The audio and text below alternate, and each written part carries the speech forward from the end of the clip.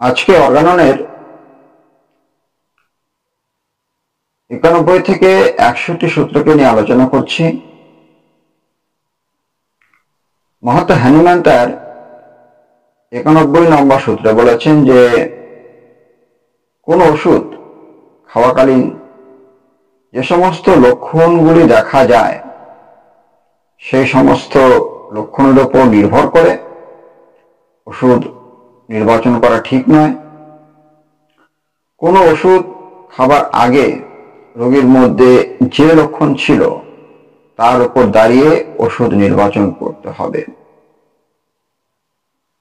এইরূপ ক্ষেত্রে চিররোগের চিকিৎসায় প্রথমে কিছুদিন ওষুধ না দিয়ে কেবল দুগ্ধ শর্করা দেবেন।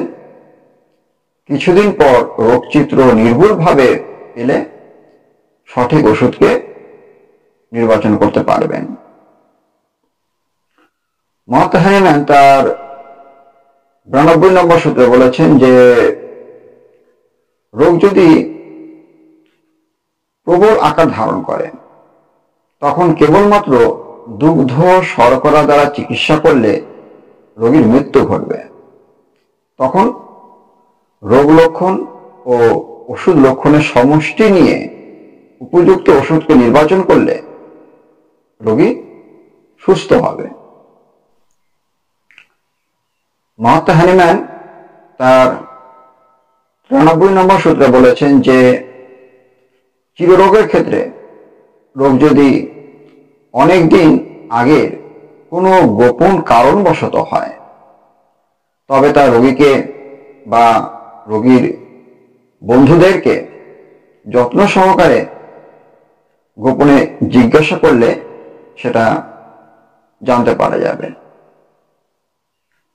মহাত্মা হ্যানিম্যান তার 94 নম্বর সূত্রে বলেছেন যে চিররোগের ক্ষেত্রে রোগী কি করেন এবং তার জীবনযাত্রা কেমন, তার খাদ্যাভ্যাস কেমন, তার সাংসারিক অবস্থা ইত্যাদি ভালো করে বিবেচনা করে পরীক্ষা করা উচিত, যাতে রোগীর খারাপ কারণগুলিকে দূর করে সুস্থ করা যায়। মহাত্মা হ্যানিম্যান তার 95 নম্বর সূত্রে বলেছেন যে চিররোগের ক্ষেত্রে রোগ চিত্রগুলি যতদূর সম্ভব যত্ন সহকারে জিজ্ঞাসা করতে হবে। দীর্ঘদিন অসুস্থ থাকবার ফলে রোগী অনেক সময় ছোট ছোট লক্ষণগুলিকে উপেক্ষা করেন, সেই গুলিকে বলতে চান না, কিন্তু চিকিৎসকের কাছ থেকে সেই ছোট ছোট লক্ষণগুলিও খুবই মূল্যবান। মহাত্মা হ্যানিম্যান তার 96 নম্বর সূত্রে বলেছেন যে অনেক রোগী আছেন যারা চিকিৎসকের কাছে এসে রোগের কথা বলতে গিয়ে রোগ সম্বন্ধে নানান ধরনের কথাবার্তা বলে থাকেন। মহাত্মা হ্যানিম্যান তার 97 নম্বর সূত্রে বলেছেন যে অনেক রোগী আছে যারা একটু লজ্জা পায় বা একটু নম্র স্বভাবের, তারা অনেক লক্ষণ গুলিকে ঠিকভাবে বলতে পারেন না, অস্পষ্টভাবে প্রকাশ করে থাকেন, অথবা ভাবে এই লক্ষণগুলি বোধহয় খুব একটা গুরুত্বপূর্ণ নয়।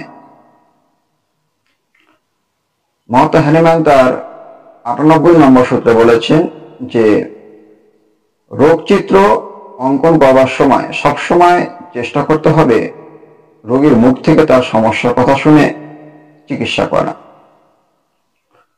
অন্যের কথা শুনে ওষুধ নির্বাচন যদি করা হয় তখন মেডিসিন সঠিক নাও হতে পারে।